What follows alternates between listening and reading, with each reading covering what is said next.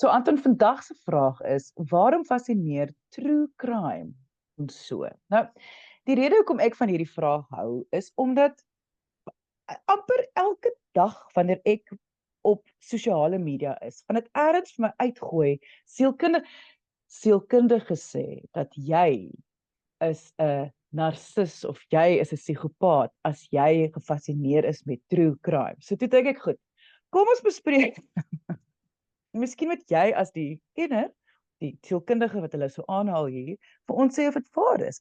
As ons gefassineer is met iets soos true crime en die who done it en al daai genres, sê dit iets van ons? Ek dink ek en jy is op verskillende sosiale media's, Lies, as jy dit so stel. Kyk, ons is mense wat gefassineer word deur goeie stories. En ek dink dit is nie 'n nuwe ding nie. Ek dink dit deur die eeue het mense gesit by iemand wat goeie stories kon vertel het. Jy kan dink aan 'n iemand in Amerika wat daar gesit het in tussen die tente en so voort by 'n vuur en hulle het vertel van hoe het hulle met die wolwe gejag en gehardloop, of dit kan iemand wees wat iewerste in donker Europa wat by kerse gesit het en stories vertel het van die voorgeslagte en wat hulle alles deurgemaak het.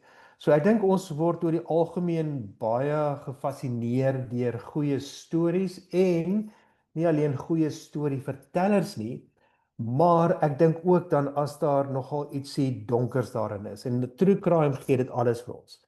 True crime is hierdie geheim, dit is hierdie verstaan van iets wat gebeur het, wat baie keer baie erg kan wees as daar iemand is wat baie slagoffers gehad het, of dit nou mense is wat so 'n persoon doodgemaak het of verkragt het of op ander maniere aangerand het, om te verstaan maar wat is die motivering hiervan? Waarom sal hierdie persoon so iets doen aan mense, eerstens wat dalk baie naby aan hom was, soos dalk familielede, of dalk vreemdelinge wat hy of soms hy dan ook dalk uitgegaan het en bestudeer het en hulle gevolg het.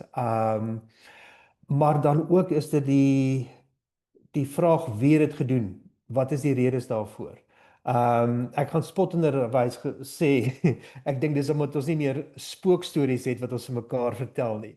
Want dis weer die ding van iets wat ons bang maak, iets wat baie realisties is, maar wat ons ook op 'n afstand na kan kyk.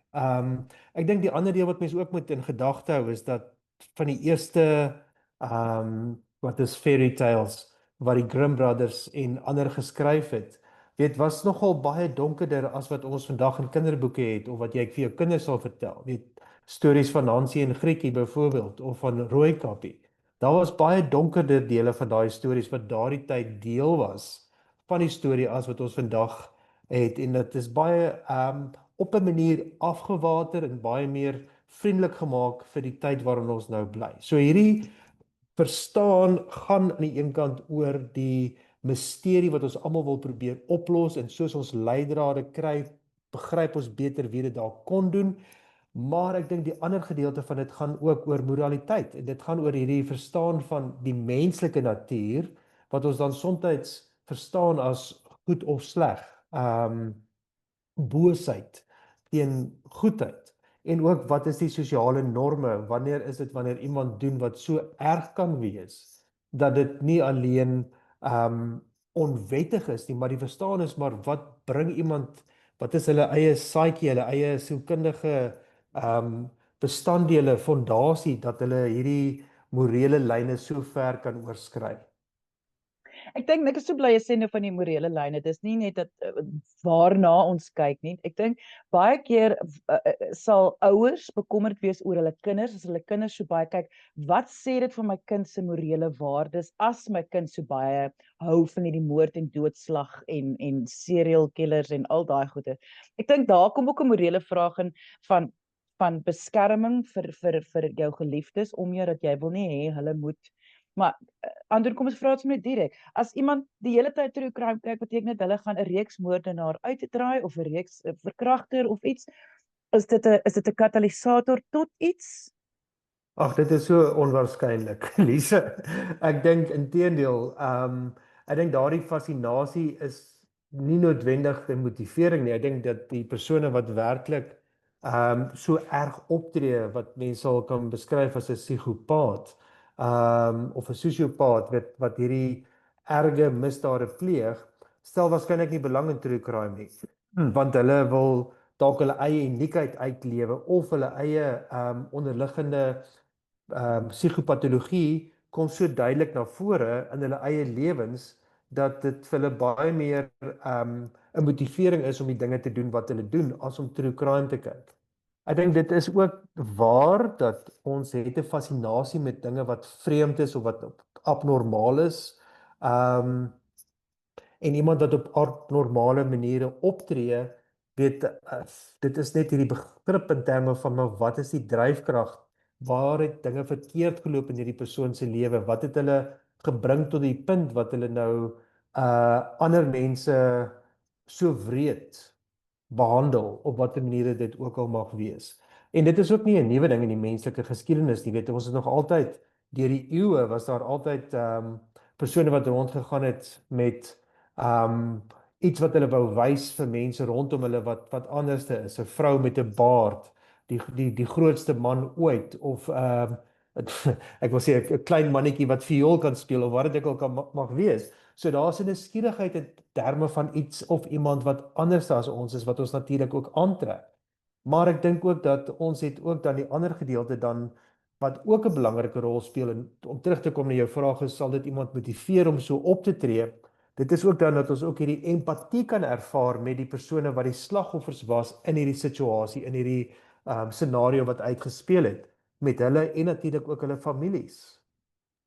Wat ek wel sou miskien net wou sê is en iemand het dit nou daar vir my gesê ek het so hard gelag oor dit was my baie snaaks geweest toe iemand sê dat wat hulle wel pla vir hulle self is omdat hulle so baie true crime kyk voel hulle verkeerdelik sit ander mense in boksies. Met ander woorde, Piet was 'n reeksmoordenaar daar in Amerika en nou lyk Koos hierso in Suid-Afrika lyk hy nou so baie soos Piet en hy het ook so hy het geen gesigsuitdrukkings nie. O, Koos is ook 'n reeksmoordenaar. En ek het so gelag oor want dis waar. Dis ek dink die enigste groot probleem hiermee is dat mense moet net nie begin dink hulle het 'n insaag tot ander mense se gedenkwêreld en gedragswêreld nie. Ons weet nog steeds sekere mense het maar net nie baie gesigsuitdrukking. Sekere mense is maar vreemd. Nog nie dan Natuurlik. besluit hulle is nou 'n reeks moordenaars se Piet daar in waar ook al jy nou gekyk het nie. Ja, en ek dink die ander ding is natuurlik alhoewel jy dalk 10 episodes kyk om uit te vind wie was nou die moordenaar gewees of die oortreder, nog steeds is dit baie keer simplisties en baie keer is van die true crime reekse wat ons kyk, weet dit speel oor dekades uit en baie keer is daar nog 'n vraag of die persoon werklik skuldig was of hulle die regte persoon gekry het. So daar's 'n groot onsekerheid wat daaroor uitspeel. Weet, ek dink iemand het ook vir my gesê een keer, maar is true crime nie maar net soos horror movies wat mense kyk nie. En natuurlik is daar 'n oorvleeling wat baie keer is daar baie aaklige dinge wat gebeur, maar ek dink dat 'n goeie onderskeid is om eintlik te sê as jy na 'n true crime reeks op Netflix of op televisie kyk, dis amper 'n aaklige ding, 'n horrible ding wat in die werklike lewe gebeur, waar baie van hierdie thrillers wat mense kyk is eintlik dan 'n werklike oortreding, maar wat in 'n verbeeldingswêreld gebeur het. Ja, dit mens moet onthou dit ja, dis buite jou jy moet ja. Ek dink veral net as dit kom by ouers aanvanklik wanneer tieners hierdie soort goeders begin kyk, is 'n gesprek sal altyd net belangrik moet wees. Jy weet ek was as tiener was ek mal oor die hele gedagte van reeksmoordenaars en hoe werk dit en hoekom en wat en so. En dan sal my ma heeltyd vir my sit en gesels oor kom is hulle so, hoe hulle anders is as ander mense. Dis nie noodwendig so weet hulle ek was so. Maar ek dink daai gesprekke hê dat mense nie sommer net Mhm. mekaar in boksies sit en sommer besluit iemand is iets wat hulle dalk nie is Hmm. nie. Nee, ek noem nou maar net hierso van thrillers en horror movies, want ek dink baie keer is dit ook dat tieners ook byvoorbeeld as jy nou oor hulle praat, ook 'n fascinasie het met horror movies en dit is ook dat jy nou saam met 'n klomp vriendinne sat en hierdie storie kyk en jy weet almal gil as daar nou iets agter 'n boom uitloop of iemand agter die deur staan met 'n byl of wat ook al die geval mag wees.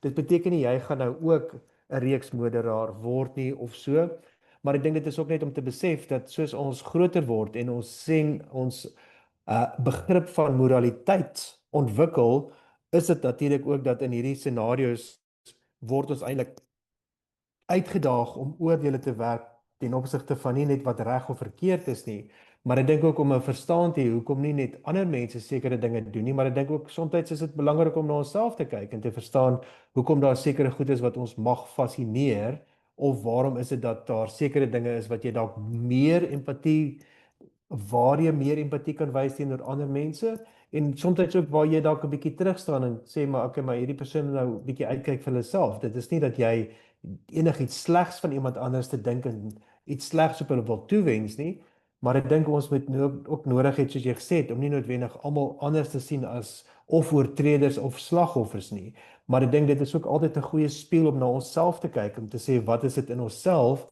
wat dalk ook goeie eienskappe het na buitekant toe en wat is dalk ook die eienskappe van onsself wat ander mense nie so baie van hou nie. Ja, wat, mens kan alles gebruik om 'n bietjie na jouself te kyk. Mense as hulle vra, dan kan jy e-pos stuur na lise@wsek.co.za. Ek sê baie dankie vir Anton Bemer. Hy is 'n kliniese sielkundige op Stellenbosch. Al sy besonderhede is beskikbaar hier by hierdie gesprek.